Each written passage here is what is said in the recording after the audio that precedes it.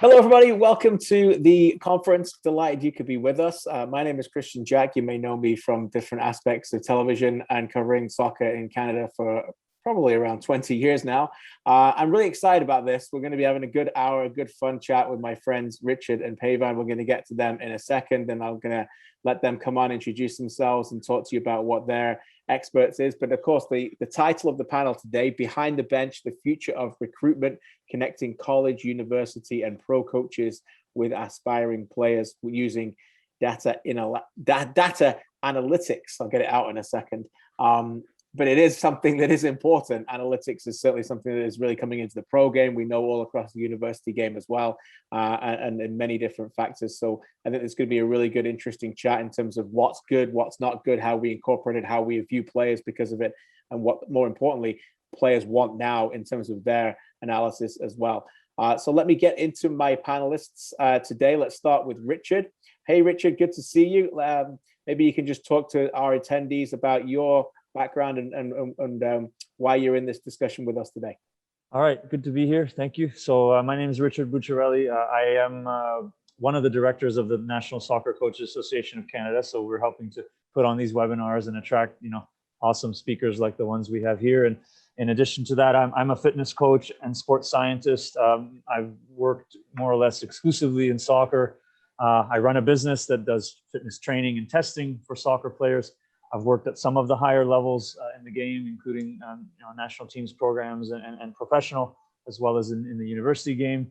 And I'm also a university lecturer and researcher working on finishing up a PhD. So I'm kind of involved in the game from many different angles and really as a sports scientist and also as a coach and was a player back in the day as well. So and actually I should mention now I am the chief sports scientist with Best Athletes.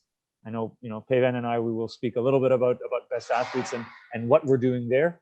So I've been with them more or less since the inception about a year and a half ago, and very excited about that work as well. Yeah, Best Athletes has been terrific already starting. It's what bonds all three of us. I've done some work for them as well. And that brings me next to my next guest. Peyvand, great to see you again, my friend. Great to have you on. I know Richard brings a ton of knowledge in a lot of different areas as well, as do you. Maybe you can just share with our guests here today your background and why you're here to talk about what you talk about today. Yeah, thanks, Kristian and Rich. Appreciate you guys inviting me to this. I am Peyvand Mossavat.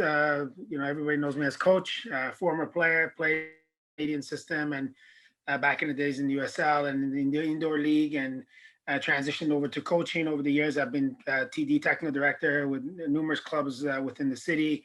I started coaching at the university level back in 2004. I started with Ryerson, took on a program from sort of scratch, program that had not success in sort of their history. And most recently was at Ontario Tech for 8 years, built a program there from scratch. So been involved at the collegiate level and obviously with the provincial team. I've spent quite a few years with the National Training Center with Brian, and I've had the pleasure and honor to coach many of the girls that are on the sort of Canadian national program right now, from U15s all the way to the current senior team. I've also coached the Canadian team at the World University Games in the last 3 cycles. And in 2015 had the best finish. We lost the medal game to Japan at that point. So spent a lot of time obviously coaching. Spent a lot of time on the recruitment side. The nature of my recruiting was, whether fortunately or unfortunately, I was in programs that were startup programs. And so you have to think outside the box in terms of how you go about your recruitment. And we have quite a few, we've had, I could honestly say from recruitment perspective, we were very successful, and most recently joined Best Athletes with Rich and a few other coaches who wanted to try to change the sort of the recruitment landscape, if you may, right? To be able to provide more data, more information for coaches who are recruiting athletes, and how could we help those? So that's how we kind of got behind Best Athletes, and it's been fantastic and it's been great. And as you mentioned, that's what brought us together. And so looking forward to working with them, and also, provide some info for athletes. It will be the three of us talking amongst ourselves here, but we're talking to you as well. We want you to be involved in this scenario. I'm sure there's nobody new in this world to Zoom today. We've all done Zooms and we're all doing them on a daily basis, unfortunately. One day, guys, we will all be back together, I promise. But while you're in the chat, please put in some questions. There's a Q&A box down there. You can type your questions in. There will be different topics that we get to today. I don't simply just want to leave all the Q&A to the end. I want you to be involved in the conversation. If there's a question that comes in and I know a topic's coming up, I might just save it a little bit. But please, as the conversation evolves, please be involved and use that kind of format for us as we have a chat today on this different, what we think is really important, a really important element here.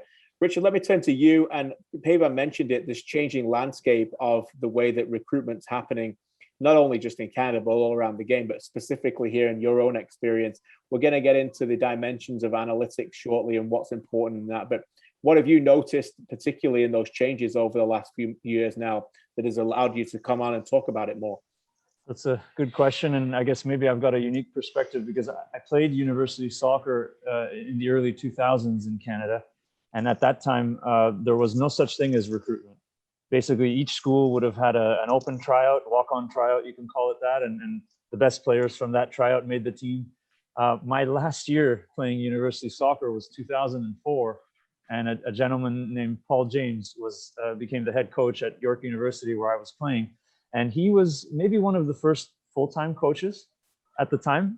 Typically before that, you had a lot of coaches who were a faculty member at the school, and again, that didn't really recruit. They might have been in contact with players and stuff, but it didn't really happen a lot.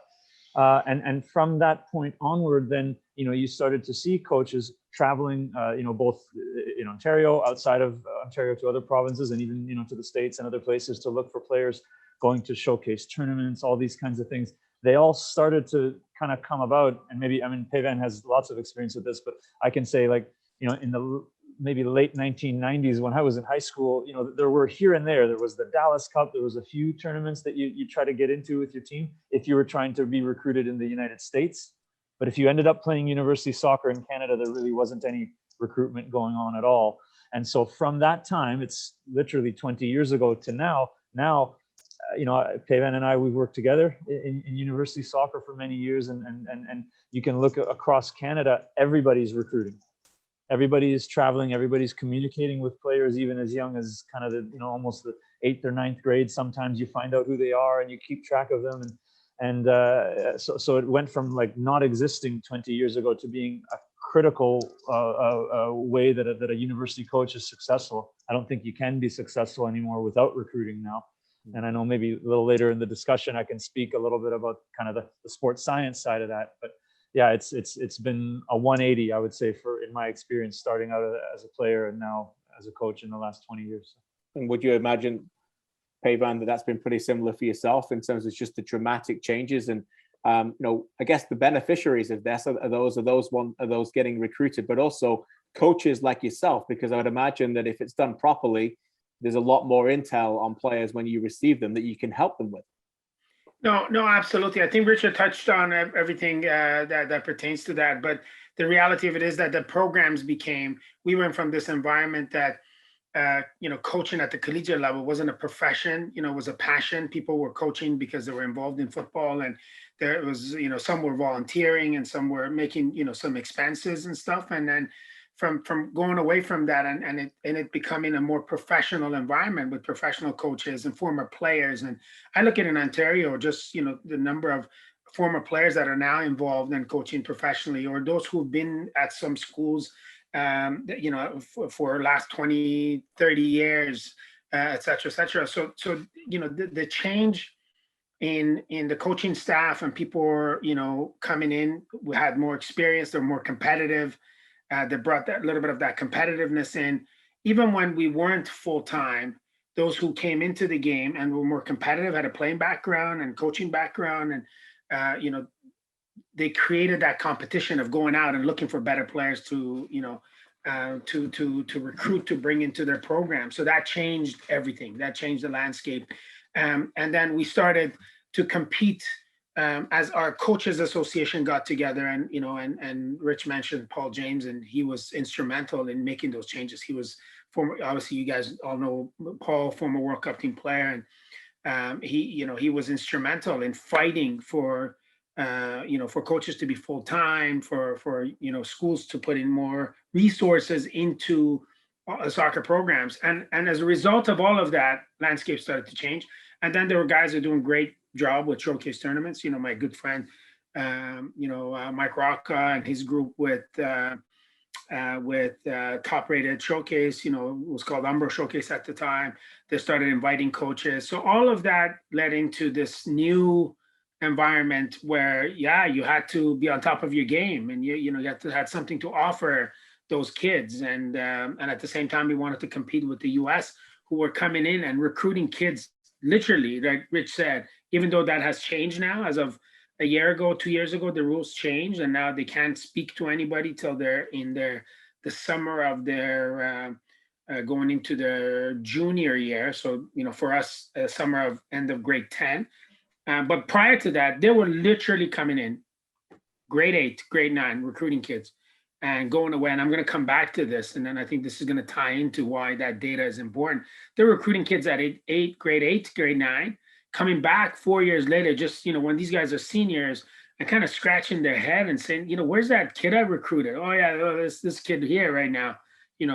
That kid was an early developer, and now everybody caught on, right? So the person isn't as special as you thought. So anyhow, to me, that's kind of the big picture of how it changed.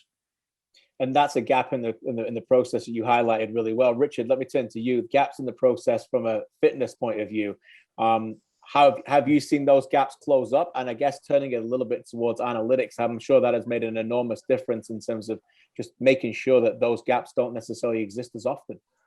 Good question. So I would say that there's two key ones, and one I think is being addressed well, and the other one isn't as much. So the first one that I think is being addressed fairly well now is the basically just coaches, both at the university level and the coaches of youth players that are sort of aspiring to get there. And then we can talk about pro, the same way that coaches at the higher levels and then the youth coaches of players who are trying to get to those levels, that they're a lot more aware of the importance of, let's say, the physical side of the game and the data that comes along with fitness assessments, and how important that is when you are recruiting players. I think sometimes maybe a more old school way of looking at the game is almost that you can look at it in a binary way, which is that players are either physically gifted and not good enough technically or tactically, or the other way around, that they're technically or tactically very good, but they're not physically gifted. And that's not really the right way to look at things. I mean, the reality is that a lot of times coaches are coming down to a decision between offering a scholarship to one player versus another, and they both have strengths and weaknesses. So being able to identify, well, yeah, so these players are kind of equal, but this one, is a faster runner, that might make a difference, right? Or this one has better endurance, or and it's I'm a fitness coach, and that's my trade, but I would never say that looking at physical abilities is the only thing that you need to look at. But at the same time, if any coach were to say, I don't care about how fast players can run, I don't care how fit they are, I just want players that can think, or I just want players that know the game, that's not a good way to recruit either. So I think you limit yourself. So that, I think the knowledge of the importance in terms of the physical abilities, it's really, really, it's good now. I think it's much better than it was. A gap, which Peyvand touched on, was this concept of players being early developers versus late developers. And so there are ways to assess youth athletes, just children in general, but youth athletes specifically, where you can very, very accurately and reliably determine whether somebody relative to their age and gender is an early developer, an average developer, or a late developer. And this type of testing, maybe you've heard the term biobanding, that was kind of in the UK, became popular a little while ago. And so this type of testing, it is done in Europe and South America at the professional level. It's not being done right now here in Canada. I can tell you, not only in the amateur level, but mostly not in the professional level either. And the problem there is that then coaches will start making comparisons between players without knowing whether they may be comparing an early developer to a late developer. Right.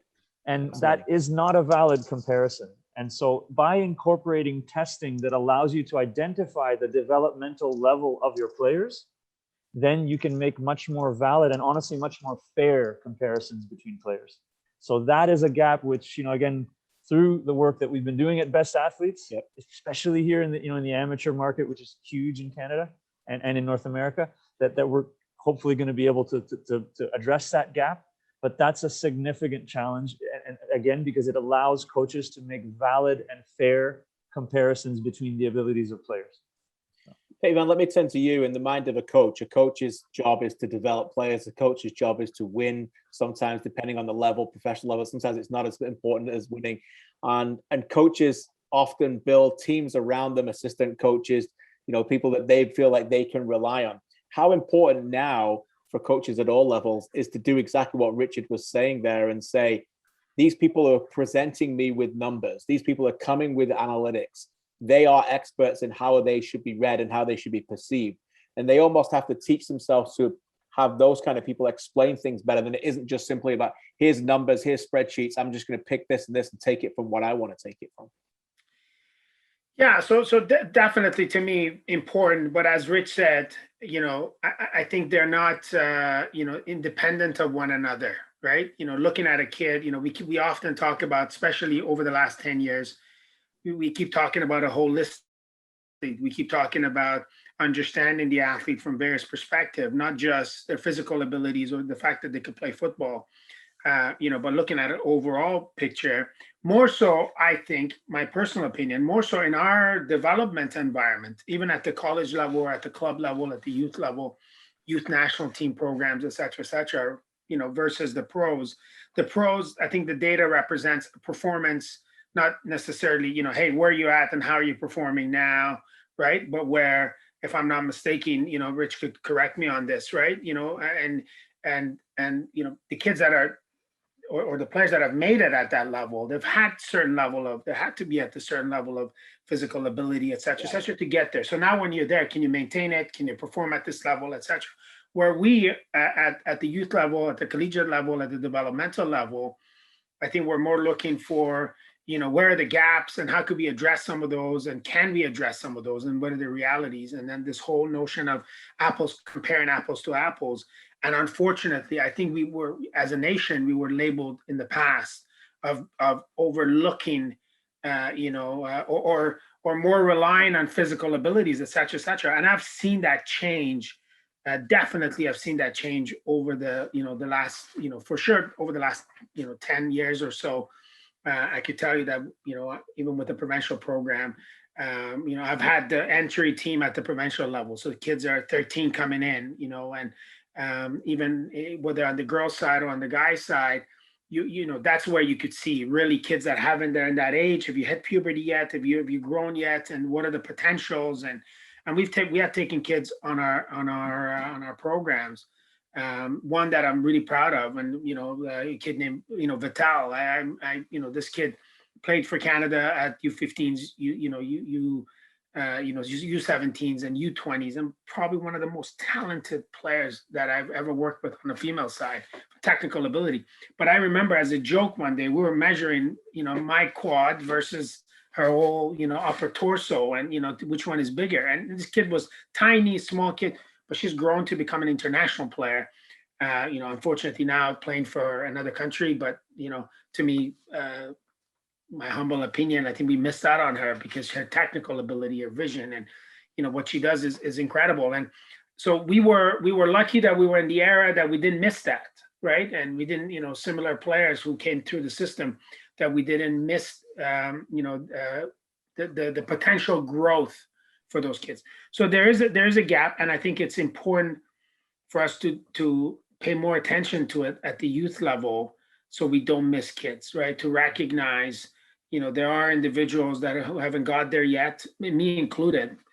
From friends that know me for a long time, I was a late developer. I think I really matured. My game really matured in my early 40s.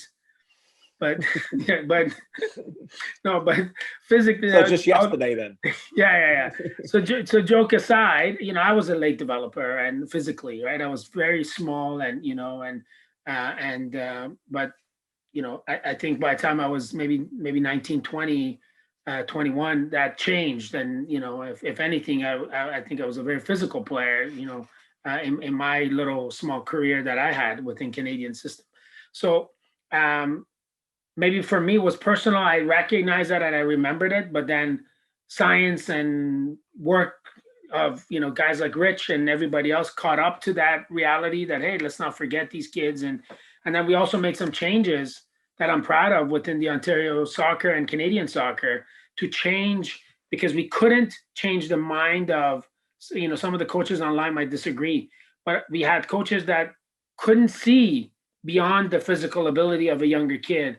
That the little Johnny was bigger than everybody else. Hey, everybody just play the ball to Johnny. So we had to adjust our mentality and unfortunately put some rules around the game to manage that. So now, hey, it's all, inclusive, and get everybody in at the younger age. Don't care about your ability, et cetera, et cetera. Let's make sure everybody's in. Let's limit the game to, we have to make sure that we play out of the back. We make those things mandatory. We make those, changes that pushed coaches to now include everybody in their programs and not miss on kids that are coming through the pipelines that are physically not there yet. Right. So I don't know if I answered your question. No, that's a great question. Actually, it leads me to the next one. By the way, before I get to that, for those who have arrived late, there's been a few. Just a reminder, please use the Q&A button down there below. We love having your questions come in. Great one in from Michael. I'm going to ask that shortly just to follow up on my next question. So if any of you have any questions, please use the Q&A. We will answer your questions as it goes on. We don't want to simply leave it till the end. This is an open discussion involving you all. Before I get to Michael's question for Richard and others in a second, I want to follow up on that though, Peyvand. And it's a great answer you said. But on the other side of it now, how obsessed, and maybe that's a bit too much of a strong word, but is it become obsessive for players to look at these numbers? Have they become involved wanting to know their numbers immediately? Are they judging themselves solely on those numbers? Because I know, covering leagues at the top level professionally, I spoke to some people, even at the very highest level, and they want to know their numbers right away. They want to judge how many passes they made in midfield. And in fact, sometimes it might even affect the way that they play, and that they sit a little bit deeper and they know their pass percentage might be a little bit higher, but have they actually got forward to dramatically affect the game? What about from the player's point of view? What have you noticed in terms of, how much they're taking in the analytics? That myself or Rich? Am I answering that? Yeah, Peyvand. Yeah, for you. Okay. So I'll get to Richard too. Phil. Yeah, I absolutely think that there's a fine line. There's a balance in all of these about how we view it. Definitely a reality that people now know. I still think I have this theory that at the amateur level, it serves knowing those numbers sometimes, especially the physical data, right? Richard was great with us, Richard and one of his colleagues, Coach Fazard, who worked with us and with our university. They're fantastic. We had, GPS units on the kids and we were monitoring in a warm-up. So it was easy at the amateur level to point that out and say, hey kid, you're not ready yet. We need your heart rate to get to this level and you're not ready yet. So it served as almost a awareness for the individual, right? A self-awareness that, I need to get to this physical level to be ready. And otherwise I might get pulled out of the lineup, et cetera, et cetera. Same with tracking passes, et cetera, et cetera. But I could see, unfortunately, that affects individuals. I don't really know. I personally, at the pro level, I can't comment on, but at the amateur level, I think we managed it well for those, for at least I could comment on my own environment, because we had to, we highlighted those, hey, this is where you're at. This is where your potential is, but you're only, running this much. You need to be doing more, as someone in this position. This is the average, and these are the stats. These are the standards, if you may, and and hold kids accountable to those numbers, right? And I think it helped our performance, and just from awareness side of things. But I could see that how people could be obsessed and how it could potentially affect those. More so, I think. Unfortunately, what I've seen, and I think we had a side discussion the other day about the fact that sometimes coaches are reading too much into these. right? And not looking at the overall influence of an individual and looking at, oh, this kid, you know, whether it's distance running or number of passes, you know, it's below standards. But yeah, this person only made 10 passes, but 3 of them were breaking the lines and creating goal scoring opportunities. So are we really, are we putting some meaning into those? You know, are we really taking the numbers and justifying them, looking at the whole picture, looking at the game, looking at the performance, or are we just strictly looking at numbers? And I shared, you know, unfortunately, somewhere within the national program where I noticed somebody was coming forward saying, oh, these numbers aren't correct. But the person, in my opinion, who had been missed out of a national team camp was someone who was making a tremendous difference at a provincial level. And for me, it was someone that could have been contributing to the national program big time. But, you know, there were some numbers missing and people weren't looking at the whole picture. So are we getting caught up in that at times? I think we are. That does answer a little bit of the next question, but Richard, maybe you can take this on from Michael here in the Q&A. Thanks for joining us today, Michael. Do you believe we are entering a phase in our data analytics evolution where key decision makers within soccer risk valuing a player solely in terms of what can be measured? There appears to be an explosion of player ranking and data literacy, example, FIFA video game rankings, which has led to people strictly valuing the parts of a player that data has been able to quantify. We all know there are highly valuable skills that don't necessarily show up in the data charts. I think it's a fantastic point and kind of one that we're just following up on. Richard, your take. So I agree. So I'll say, first of all, fitness testing, determining how fit, how fast, how powerful athletes are. That is, like, I mean, that's important. It's always going to be important. But the most important reason to do it is so that it can help inform the training that you do, especially at the youth level. If you've got players, you know, maybe a really strong player technically, or, you know, just a real good player in a certain position, but, you know, doesn't jump as high maybe as they could, or you know, the recovery isn't quite as good. These are things that, you know, you need to identify them with testing and then address them. So it's really good to inform training, and it always will be. Then the next step is, okay, there are certain thresholds physically. Peyvand alluded to this, right? Like, there are certain thresholds physically that if players don't get past, it's not likely they're going to be able to compete at the top level. Sometimes coaches, you know, we don't even want to acknowledge or admit this, but it's true. You know, there's a certain standard, let's say, for running speed. Very, very few players, you know, that are below that standard for running speed are going to be successful at the top level, just because, you know, if everyone else is faster than you, you have to be a brilliant player to make up for that advantage. And, you know, and there's standards for other physical abilities too. So it's very important for, you know, to do testing to inform training. It's very important to do testing in order to see that players meet certain thresholds. But it's Michael, right? Absolutely. There are many, many things which, you know, really cannot be measured. And so, you know, I think, you know, the qualities that can be measured, you know, we should be measuring them, and we should be looking at the data and being as accurate and precise as possible. But we have to always remember that, you know, the reality is, especially once you get to the top level for the player, whatever that is, if that's university, if that's professional, if that's international or national team, the only thing that really matters is performance. So if players are performing, it doesn't matter what the GPS is telling you. It doesn't even really matter, you know, physically. You want to keep them healthy, and you want to make sure they're not, you know, the training load isn't too high, and they're managing injuries and all that. But if players are performing, then again, whatever you can assess or measure, it's not quite as important. And certainly, you know, it wouldn't ever make sense for a coach to favor a player because of, you know, data that's collected, as opposed to, you know, the player who's executing the tactical plan, you know, the best, making the fewest mistakes, and so on. So I think there's a place for both. But you really, I agree, Michael. I mean, you definitely don't want to be over reliant on things that you can measure, because that will never tell the full story of how a player plays. It reminds me actually of a point when being over reliant. I was covering a game in Major League Soccer many years ago, and I came in afterwards, and one team had got beaten pretty handily, and an executive from the team that lost was just dejected and was talking to me, and he just says, "I can't wait to see the numbers to find out why we lost the game." And I was just like, I was just like, I didn't want to say anything, but I can tell you right now why you lost the game. I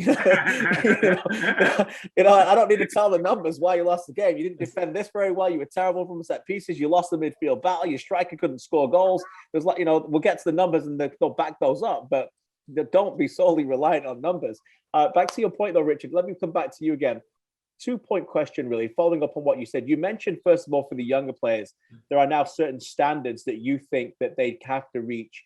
And really, if they don't get above that or get to that standard, it's very unlikely. First of all, where do those standards come from? How have you evolved those standards? How have you learned that those standards are the standards that require, first of all? And secondly, during that time or during that evolution of data analytics within those standards, is there some things that you think people focus a little bit too much on in the analytics that aren't necessarily as important than others? For example, you'll watch, say, like a UEFA Champions League game, and we'll see, distance covered from a player. Is that doesn't really tell the story, does it? It doesn't. So first of all, I guess with regards to the issue of how are standards developed, I mean, basically you need research, and some of it has been stuff I've done and published, and lots of other great people in Canada and all over the world that more or less they look at the players at a certain level, physical ability. And then they compare the physical ability of those players at that level to players at lower levels, and then they analyze the differences. And then there's also this thing called correlational analysis, meaning what's the correlation, what's the relationship between speed, let's say, and players getting to a professional level or playing in international levels and so on. And I mean, one study, it's a colleague of mine, and Peyvand knows her very well too, but Vanessa Martinez, who is the head coach of the women's program at the University of Manitoba, also a brilliant scientist and former national team player in Mexico. And anyway, she was a co-author on a paper that looked at the previous 3 FIFA Women's World Cups. And this is just an interesting way to bring out this thing about standards, is that in that paper, essentially what they found was that all of the best players in the Women's World Cup, so the top goal scorer, the player of the tournament, the young player of the tournament, and I think they had some awards for best defender and so on. So that the players that were generally agreed upon to be the best players, when they then went back and looked at the GPS data from those players, they found that those players were also the fastest, significantly faster than everyone else that they played against. They also covered more distance at high intensity, so they did, their endurance was better, and even in the accelerometer measures that they jumped a bit higher. So it's like, okay, on the women's side, you can really clearly say physical ability is one of the things that differentiates the best players from the others. And honestly, it's not that different on the men's side either. So you need research, basically. And again, the physical ability, those are things that are easy to measure. We already know we've got very reliable. I'm even in my own PhD, I'm getting into much more detail. A lot of it is with best athletes as well, trying to be as accurate and precise and reliable as possible, but that's how it's done. Now, the issue about whether data is meaningful, and I know Peyvand, kind of hinted at this, like if you look at data which is not meaningful and then you draw conclusions from it, then you're on kind of the wrong path that way. And so it's very important to understand, what is it that makes something meaningful? So the example, Kristian, about players being substituted, and this is a common thing that, you'll see, well, they covered 10 kilometers or 12 kilometers. And yeah, that sounds like a lot. And, if we go for a run and we run 12 kilometers, that's not easy to do. But that doesn't tell you anything meaningful about the player's physical load in that game. There's another statistic you can get from GPS as an example, which is what percentage of the total distance was covered at high intensity, meaning fast running and sprinting. Now, if that percentage is only 2 or 5% and they covered 10 kilometers, then that shows me that the player really didn't do a lot of physical work. That percentage is closer to 20%, 1 or 2 kilometers at high intensity, or at the top level in the male game, sometimes you can see players doing about 3,000 meters or 3 kilometers of sprinting and fast running. Now, that's a more meaningful statistic. There's lots of other examples, but really the key is trying to identify within any data set what is meaningful. And that's not easy to do, but that's what needs to be done. Yeah. And Peyvand, I guess that comes back to our point that we said earlier. Is it not about, it's okay to have all these numbers, it's what to look for, having the people to rely on it. And also quickly, from a coach's point of view, taking the time to digest them and reflect, because I know a lot of coaches, no matter what level, it is game over, let's think about the next game. Is it not like what can do the next game, but moments to reflect are just as vital to look back and think. No, absolutely. And I think, again, it's the interpretation of that data, what's important, with, an understanding of the individual on the field and the player and the impact that they have in those moments. I don't think you could make decisions, without all of that information hand in hand. If you're making information on just the physical data or just on the, looking at the kid, on the field, or the player on the field and stuff like that, you definitely have half of the information. But putting it all together and having, I've been fortunate, lucky, and like Richard and I started, I think, working together for the first time in 2009 or 2010 season. And, either him or, one of his buddies has been with me, and I've taken an interest in those. And I can honestly tell you that, interpreting all of that data has helped us tremendously without a doubt. Not just from the next game perspective and all of that, or this game, but how can we take some of this, take it into training environment and make sure that we're replicating for example, the game scenario for us, that's a high intensity, environment for the kids. And so, the whole, picture, the holistic view of the athlete, performance, data, all of those things, I think it's important to be able to get us to, have better results, on the field and, throughout the development path of the kid. So.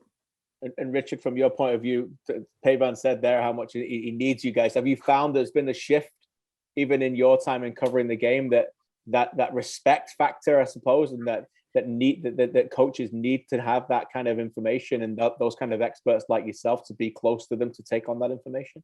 I think so. I mean, Peyvand and I, we worked together for a long time, and I would say, maybe it's fair to say at that time when we first started, there wasn't the same maybe respect or just level of awareness of the importance of everything from training to testing to performance monitoring and all of that. So it's different now. I think most, not all. I know Peyvand and I had an interesting conversation a little while about this, but most professional and national team programs around the world have fitness coaches and sports scientists, and they are collecting data. How they use it and everything, of course, is a little bit different. But I think that, like, in an optimal environment, you work together, and in the end, there's a piece and value that a fitness coach and sports scientist can bring to coaching. And obviously, we're talking about recruitment, so there's quite a lot of value that can bring to recruitment. And it occurred to me as we're talking as well that there is another gap, which I think also tends to be overlooked a lot, and that's the assessment and analysis of a player's psychological profile. And I think that's something that, in addition to physical and in addition to, technical and tactical, that's really, if we're trying to be holistic about how we recruit, that's another gap that exists. And in the end, it's very important, especially for coaches, who are coaching players trying to get to university, trying to get to the professional level, to identify, potentially, are there things within this player's psychological profile that maybe we can work with and try to help them to optimize the way they play and the way the level that they get to. So. And I guess, Peyvand, that's what brings us well to Best Athletes, isn't it? Because that's what Best Athletes is working on, and why so many more people are becoming quickly very aware of it and need it. Absolutely. And I think, Richard, to just touch up on that, and if we were to ask our friends and coaches and colleagues on the line and say, when they were sort of aware of this whole, we keep talking about four-corner development. Part of it is that the mental part of the game. But if you really ask within club system, is there anyone doing any type of work to be able to find those gaps from leadership perspective, from overall mental skills, looking at an individual's, competitiveness and resiliency and dealing with pressure and, all of those components, how often are you, never mind the, working on it, but how, have you ever done an assessment to see where these kids are at? I guarantee you, there won't be too many people that be able to put their hand up and say, yeah, we're doing this at the youth level, which, it is something that we're doing, and it's different. We've partnered with someone that specifically works in this area, with an organization that works on that side and on our platform. And I'm happy to talk about it later on. And, we've created an online questionnaire where kids could go in and, looks at 20 separate factors. It's a 150 question questionnaires. I previously got introduced to this, I have to say, and give credit to where it's due to, with a gentleman named Dr. Peter Guy, who was a sports psychologist, worked with me at Ryerson at the time, and he had created, this very comprehensive assessment that he did sort of online, and he was always so generous. He would, if I had athletes who didn't know what they wanted to do and where they were at, they were lost, he would take them on there and work with them and get them to a questionnaire. We found a version of that that applies to athletes, and you could, through this 150 questionnaires, really picks out two main components: overall leadership skills, which is unbelievable for, a piece of information for coaches that are recruiting students that are coming into their program, that are going to be with them over a 4 or 5 year period.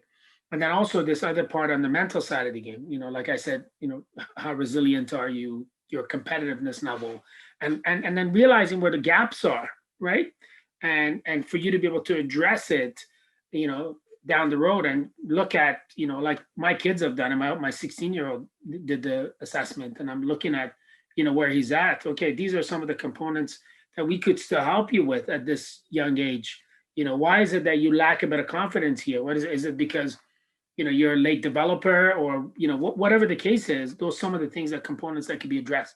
So through our platform, coaches can have access to that, college coaches, even parents, get their kids through the questionnaire and really be able to look at where the gaps are to be able to address those, right? So it is something that we're doing that's a little bit different, right? And then we're, combining that with not just this piece, but also with the physical data, right, that Rich has put together, the 5, and he will speak about that more, and the 5 factors and components that are important that he's put together. So now you have a physical assessment, you have the mental assessment, or the, what we like to call soccer personality assessment, right? And then, add video and your highlights and your skill sets and all of that to the whole profile. So now we are getting more of a holistic view of an athlete, right? We're not just looking at name, and you wanted to go to school in 2022 and want to study kinesiology, but we're looking at where you're at football wise, mentally, physically, providing coaches with more information. Yeah, it's absolutely fantastic. I'm so excited about it. I've been introduced a little bit too. I love the enthusiasm in your voice, because I think it's a big game changer here in Canada, what best athletes are doing. And let me tell you, it isn't something that has just been hidden behind a professional wall and access that professionals, the players have had and those teams have had, and suddenly now it's coming into the youth soccer. It's not. The challenges that everybody talked about in the past exists in the pro game all of the time. It still does. How do you quantify these players? What do you do? What happens when I'm covering games, or when coaches are going to, what do? You write down the player's name, you write down the player's position. Sometimes you'll write down some stats that they've had, and that's it. And the rest of the things you don't know anything about. And Peyvand just alluded to how many more things and how different we can look at these players. Chris Amos, the current Toronto FC coach, did an interview with me last week. He was talking about Michael Bradley, and he was saying how underappreciated he is, the TFC coach, but he's captain, because he says it's still very difficult to quantify leadership skills. And I don't know where leadership skills come from. How do you quantify that? And Michael has this. And I'm thinking, well, I know how you quantify this. Now, this is how you can do it with best athletes. We're ahead of the game with that. But that's what the challenges that they're facing at the pro game, Richard. So I still think that even at the highest level, there's no secret sauce. There's no magic sauce that they're going out there and doing it. They've still found the challenges. And this is all part of the data analytical revolution. I agree. And I think that, no matter what, with assessments, you need validity, and then there's, predictive ability. So validity first is, I kind of mentioned it with, that FIFA Women's World Cup paper, and, we're doing it with best athletes too. But the idea is that if you're going to measure something, you want it to be meaningful. In order to determine whether what you're measuring is meaningful, you have to say, okay, is speed on its own meaningful? Does it predict, are players at the top level faster? Okay, great. Then we know it's meaningful. And is leadership meaningful? Well, okay, we have to collect that data and do that analysis to see that. And then I'll tell you, and it's what really just got me so excited when I first found out about Best Athletes and why I decided to get involved, and I'm still so excited about it, is that, as a sports scientist, I know a little bit of math, but I'm not a computer engineer, I'm not a developer. And the reality is that without somebody who has that kind of background that can start to combine all of these different variables, physical testing, psychological profiling, then there's, analysis from video of how a player plays. We even have, panel of expert coaches that watch players when they play and give their analysis. So combining all of that to see, what's the best way to predict performance? Is there a combination of psychological and physical profiles that really, optimize the way a player plays, or are there different combinations? And then even beyond that, again, because we're talking about recruitment, can we try now to optimize the matching of a player to a coach? Because not all coaches are looking for the same kind of player, point. Right? So is it possible that there's a player that has a real great profile, but it doesn't work with this particular coach who wants, a right back that just, plays down the wing and, has good ability in the air and whatever. So, so these are things that, like, without the data and without real, full-time computer engineers that know what they're doing, you can't do these kinds of things. And as I said, you can't measure everything with data, but what you can measure, with Best Athletes, we found a way to optimize that and continually make it better. And I think, again, that adds to the validity and the predictive ability of this data, makes it much more meaningful. A reminder for those who have joined us late, you can still use the Q&A down there to ask more questions. We probably have about 10, 15 minutes left or so in the chat, and we hope you've really enjoyed this. Forgive me if you've already answered this, Richard, but just turn back to you again. I think it's just important to necessarily highlight it, even if you have. The next frontier, the great underused tool, is it simply cognitive, or in your own physical background, have you noticed anything that necessarily isn't being measured as much or being asked about as much? A good question. So I'll speak just briefly about my own PhD research, because I'm knee deep in it now. So when we look at how fast players can run, the traditional way to do it is to time them over a certain distance and say, okay, well, you ran 35 meters in 4.5 seconds, or you ran 10 meters in 1.5 or 1.6 seconds. So we kind of look at average time over these sprints, but just simple. And I know Peyvand was a data analyst at some point too. So average doesn't tell you the whole picture, because it's possible, just as an example, you could have a player that's a very poor accelerator but really strong at the end of a sprint, and another player who's an excellent accelerator but slows down a lot, and they both have the same average sprint time. And so getting more detailed into looking at sprinting ability and jumping ability and so on, and again, it's what I'm doing with my research, so it's where my head is at now. But getting more detailed into analyzing sprinting ability then helps you really to identify, what are the true weaknesses of a player, even if he or she seems like, oh, they're fast and they're fine. You can identify, and then you can start to address those through training. So that's just on my end. And then I guess the other frontier, I know I spoke a bit about the psychological profiling. It's definitely very important. Another one is, I kind of, I guess, talked about it just a little bit, but is sort of the combination of assessing players' performance in games, both from an objective point of view, whether that's pass completion, ball retention, number of shots on target, etc. Some of these things that you can measure, which, again, have their place, but don't tell you the whole story. Combining that with some standardized method of subjective assessment.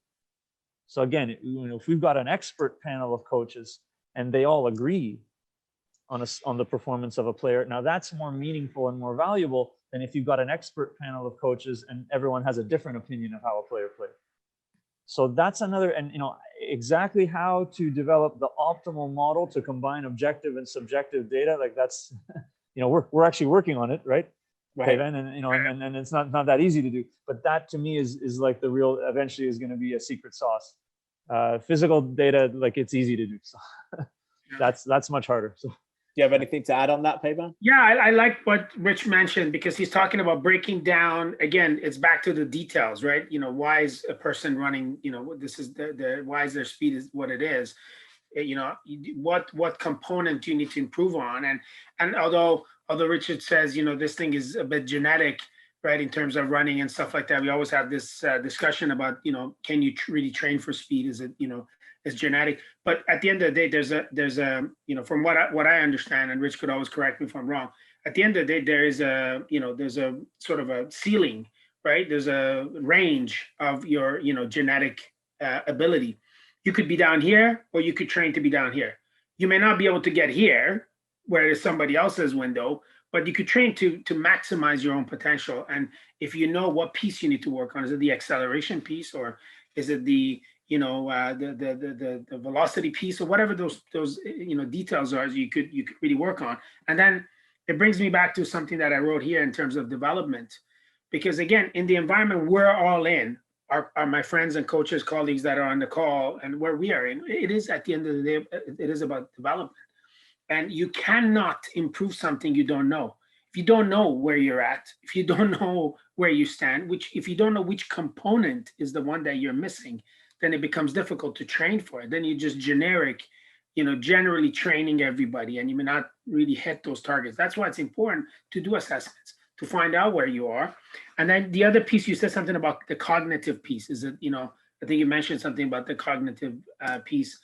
I mean, absolutely. I think, more and more, we're now recognizing cognitive development at the younger age group, and pushing kids, this is beside the physical piece, talking about cognitive development of the kids, training kids for their mind to recognize 2-3 different things at the same time. For example, not just what's happening at the moment when the ball's coming to you, but in that instant, recognizing ball coming to you, where's the space available to me? Who do I need to pass the ball to? And what options do I have? That is the cognitive development piece that I think more and more we are working on, and to develop at the younger age, right? Might be outside of the scope of this conversation, but anyhow, I just thought I mentioned. I think it flows well, actually, to the next question. Last call for questions. Michael asks, a recent football podcast spoke to the death of Mavericks, players who existed outside the framework of highly sophisticated systems. He lists Maradona, Ronaldinho, for example. Peyvand, for young players, are some of the best coaches, managers, those who can train and allow for some freedom of expression? Presumably those will train a player to be more flexible in multiple systems and formations with all the information you have.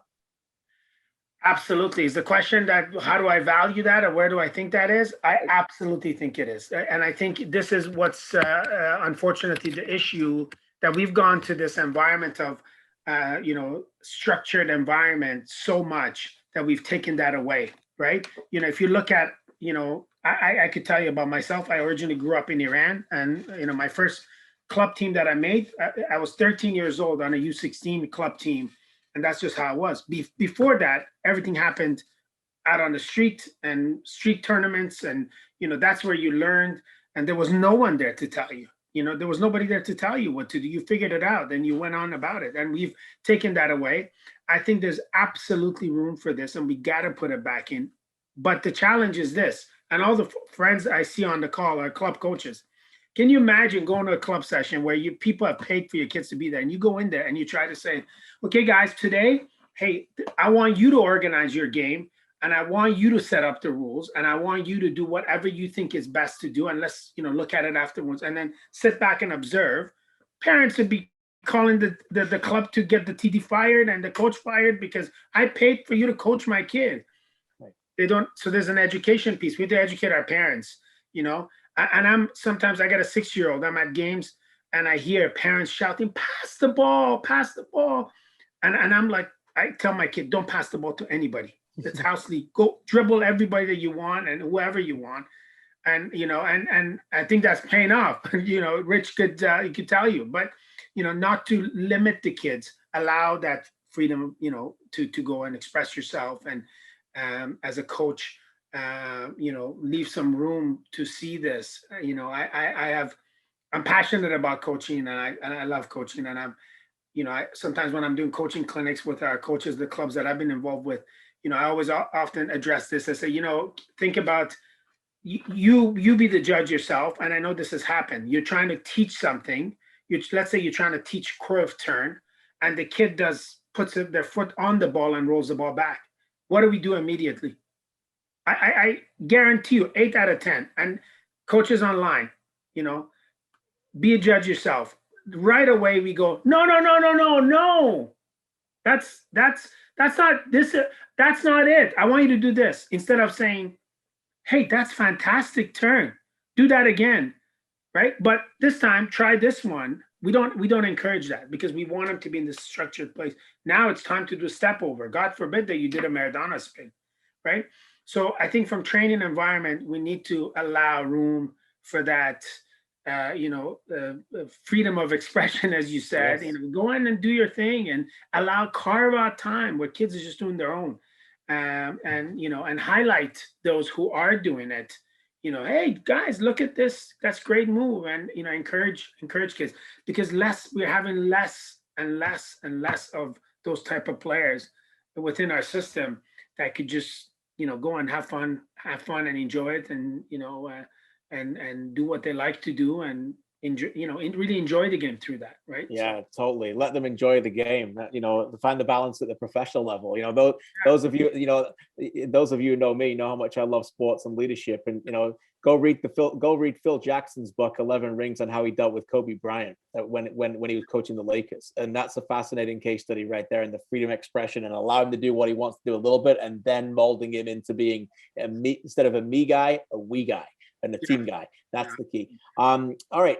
Great question from Cosmos. Maybe I'll ask you this, Richard. 2-part question. What are your thoughts on using data analytics in training compared to the application phase of matches? And second part, do you have anything that you use for intangibles in training or in a game? Maybe Peyvand can add to that as well. So yeah, good question. I would say, I mentioned before about, when you're collecting data, one of the reasons that you're doing it, whether it's testing or, GPS data, whatever it is you're collecting it to try to inform training. So monitoring how players are performing in training is absolutely, it's very important. Not so much when we're talking about, 10, 11, 12-year-olds, but, if it's under 14 and up, if it's a high performance environment, professional academy, that kind of thing, you absolutely need to be monitoring the physical performance of players in training. Number one, because you are, as a coach, you're planning training. And so you need to make sure if things went according to your plan. That's why I teach it in the courses that I teach. And number two, of course, because the training load that the players experience, and whether that's done with a heart rate monitor or GPS, if you have the money, for the technology, or, there are low tech ways to do it by measuring RPE, rating of perceived exertion, and so on. The actual load that they've experienced is then going to help you determine, what you're going to do in your next training session. And so yes, absolutely, it should be done. I mean, I do it all the time. It should be done all the time. And maybe, I guess, I don't know, Peyvand, if you want to speak about. Yeah, no, I got to say 2 things. First of all, I'm going to say the question came from a legend. What a player he was, and a gentleman who's done it at all levels, as a player, club guy, TD of university, man, woman coach, educator, a very good friend, and someone that I have a lot of respect for, without a doubt. And so I could appreciate that. Without a doubt, it will be an incredible opportunity to be able to actually use data in training environment, right? And then bring it into the game. And we had that, with our, a little bit more resources. We were doing that at training when we had our, not every day, because we weren't able to, but on fitness days, within, midweek, where we had room, we had everybody with their GPS data and stuff like that. And we looked at that and say, hey, are you matching, what we expect at the game, or what your best has been at the game, et cetera. And so, but unfortunately, I know the resources aren't there at the club level, right? At the club level, the resources are limited for everybody. And now there are devices that are coming out. One that I came across the other day in US, I think it's a SOC thing. It's called Trace, I think, that people could purchase and stuff like that, and that gives them some data. So the difficulties, the hurdles there are resources for our clubs at the amateur level, and the other thing is having somebody available again to interpret that, to really put some definition to or meaning to this whole all the data that's collected, right? So those are two main challenges for club coaches in Canada. I know in US, for example, the top league, ECNL, they're mandating for people to wear this trace. Even in that environment that's mandated, I know a couple of friends that I'm coaching because we're taking our product into US as well now. It's just blowing up. And the reality of it is even some of the coaches there, even though they're full-time coaches doing this, they still don't have the resources to be able to, beside collecting that data, they can't interpret the data. They can't really, be able to explain it to the athletes and or justify it in a way that it could come back to training environment and be successful. So that's I think those are some of the challenges, but hopefully we could get there, right? If there's an opportunity for us in terms of providing resources.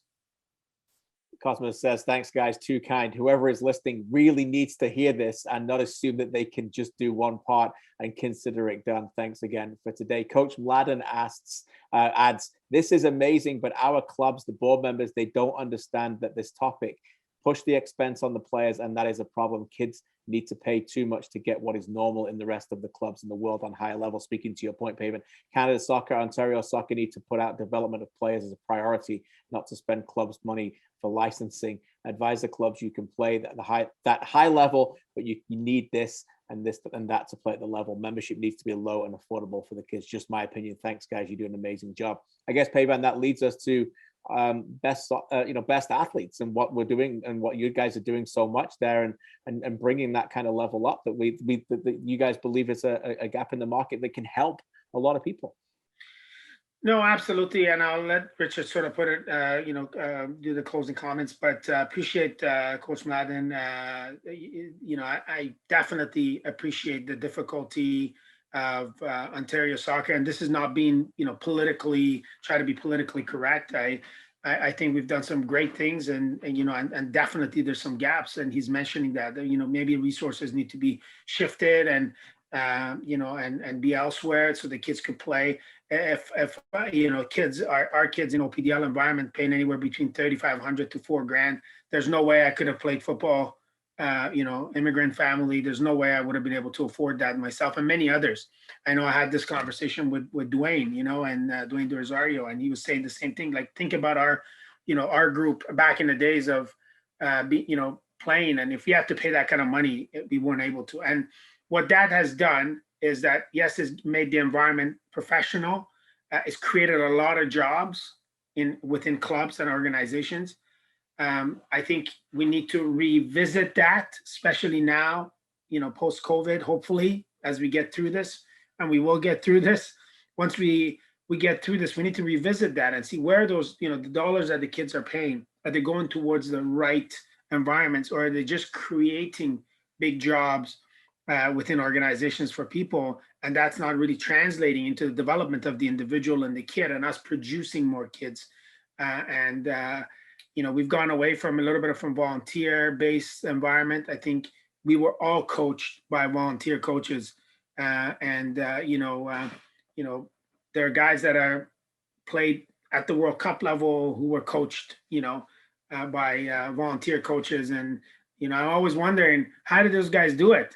We're spending a lot of resources into providing a professional environment, but we got to revisit that and make sure money going to the right part of the game that allows us to have, more, top players, Alphonso Davies of this world, producing more of those players. So best athletes, sorry, you mentioned, but what we're doing with best athletes is also providing another platform really to find that gap. Right now we just opened up our athletes portal, and coaches and players could go in, create a free account, use some of the resources as we go. And, we're working on bringing the assessments, making the assessments easier through, apps on the phone, et cetera, so athletes could just do their own assessment instead of having to incur even a bigger expense to coming into environments to do the testing. Right now, we're limited with that, but we're working on putting an app together that would allow us to actually let the kid get out with their family and friends and use their smartphone to, measure their speed and stuff like that.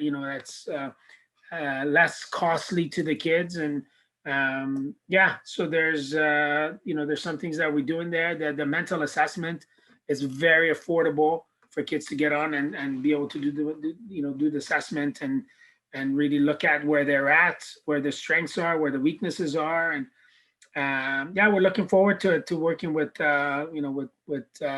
athletes right across the country, and hopefully in US as well, and from there. Should be really exciting. And for those of you who have really enjoyed this chat, quickly before I turn to Richard, this is being recorded, and I know Richard will be happy to share it with anybody else that you want to move it forward. And this is not just us discussing it on a Wednesday afternoon and get it, and then people not showing up. You kind of get access to this, I'm sure, as Richard will talk about here. Richard, just some final words on that, and how that people maybe can get this conversation and get hold of you, and also just your connection to best athletes. And of course, and I know you want to talk a little bit about NSCAC as well. Absolutely. So I'll speak about best athletes first. Obviously, as we've sort of alluded to a few times, we are trying to address that, some of the issues even that Mladen has mentioned. And, these are common things that we hear about in Canada. Is data accessible? Are these services accessible and all that? So we've got a team of experts. We've got an online platform that's easy to use. It's not expensive.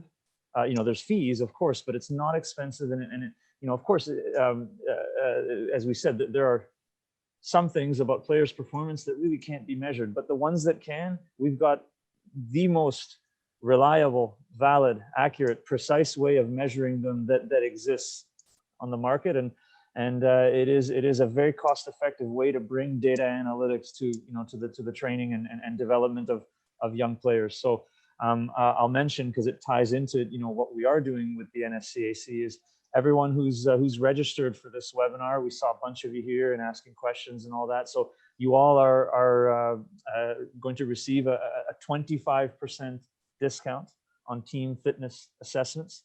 We'll be following up with an email with all the details how you can do that. We got to wait till the lockdowns are over, hopefully sooner than later, but we can look to set those up maybe in the spring and summer.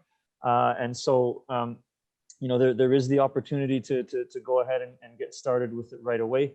As Kristian mentioned as well, this webinar is being recorded. So any member of the National Soccer Coaches Association of Canada gets access to this, plus all the other, hundreds of webinars, debates, online expert panel discussions, coaching videos, everything that we have that we give to all of our members. And if not, it will be available for a small fee. Us at the association, we'll also be working through the video and making some highlight clips and putting it out there for anybody who wants to see it. Of course, we're going to make it as accessible as possible. And that's really, kind of, I guess, to wrap things up, to say that, if you're already a member of the National Soccer Coaches Association of Canada, thank you very much, for your support. And, in order for us to continue to be able to do this stuff, to bring on, as I said, awesome speakers like Kristian, like Peyvand, we just need your support. Consider becoming a member. It's not very expensive. It's only $5 a month.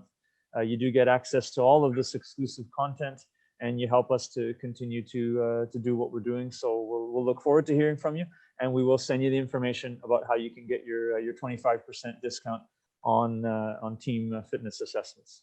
So thank you. Fantastic stuff. This has been a real thrill for me. Thanks for the invite to be on, learn a ton, and to be with two great friends in the organization. And Jeffrey, again, thanks for your comment. Great webinar. Many thanks. We appreciate the comments. We appreciate all the questions in the comments as well. And thanks again, guys. Richard, Peyvand, this has been fun.